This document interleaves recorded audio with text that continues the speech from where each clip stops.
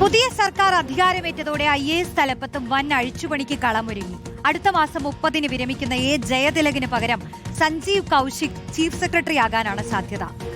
അതേസമയം ജൂലൈയിൽ ഫയർഫോഴ്സ് മേധാവി നിതിൻ അഗർവാൾ വിരമിക്കുന്നതോടെ ADGP MR അജിത് കുമാറിന് DGP റാങ്കിലേക്ക് സ്ഥാനക്കയറ്റം ലഭിക്കാനുള്ള സാധ്യതയുമേറി. ഇതിൽ സർക്കാർ നിലപാട് നിർണായകമാവും. ഹരിമോഹൻ നൽകും വിശദാംശങ്ങൾ. ഹരി, എന്തൊക്കെ മാറ്റങ്ങൾക്കാണ് സാധ്യത?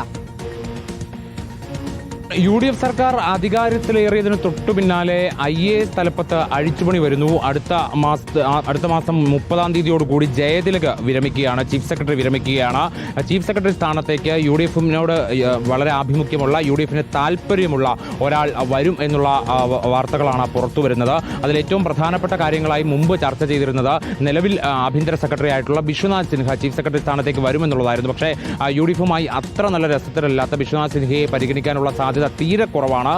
സീനിയോറിറ്റി അനുസരിച്ച് ഇപ്പോൾ കേന്ദ്ര ഡെപ്യൂട്ടേഷനുള്ള മനോജ് ജോഷിയോ രചന ഷായോ പരിഗണിക്കാനാണ് പിന്നീട് സാധ്യതയുണ്ടായിരുന്നത്. പക്ഷേ ഇരുവരും കേന്ദ്ര ഡെപ്യൂട്ടേഷനിൽ നിന്ന് തിരികെ കേരളത്തിലേക്ക് വരാൻ തൽക്കാലം താല്പര്യമില്ല എന്ന് അറിയിച്ചിട്ടുണ്ട്. അങ്ങനെയാണെങ്കിൽ ഇപ്പോൾ ഡെപ്യൂട്ടേഷനിൽ നിന്ന് തിരികെ കേരളത്തിലെത്തി ഇവിടെ റിപ്പോർട്ട് ചെയ്ത സഞ്ജീവ് കൗശിക്കിനാണ് സാധ്യത കൂടുതൽ. സഞ്ജീവ് കൗശിക് ഇതിനോടകം തന്നെ തലസ്ഥാനത്തെത്തി ചില IAS ഉദ്യോഗസ്ഥരുമായി കൂടിക്കാഴ്ച നടത്തി എന്നതടക്കമുള്ള വിവരങ്ങൾ ലഭിക്കുന്നുണ്ട്. അങ്ങനെയാണെങ്കിൽ സഞ്ജീവ് കൗശിക്കിനാണ് കൂടുതൽ സാധ്യത ഈ ഘട്ടത്തിൽ കാണാൻ കഴിയുന്നത്. അതേസമയം തന്നെ UDF മുൻപ്, പ്രത്യേകിച്ച് അന്ന് പ്രതിപക്ഷ നേതാവായിരുന്ന ഇന്നത്തെ മുഖ്യമന്ത്രി VD സതീശൻ RSS ബന്ധത്തിന്റെ പേരിൽ ഏറെ വിമർശിച്ചിട്ടുള്ള ADGP MR അജിത് കുമാറിന്റെ ഭാവി എന്തായിരിക്കും എന്നുള്ളൊരു ചോദ്യം കൂടി അവിടെ വരുന്നുണ്ട്.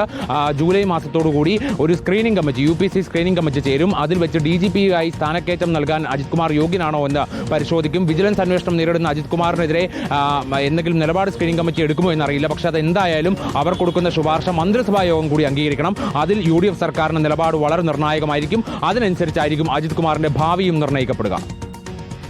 ശരി.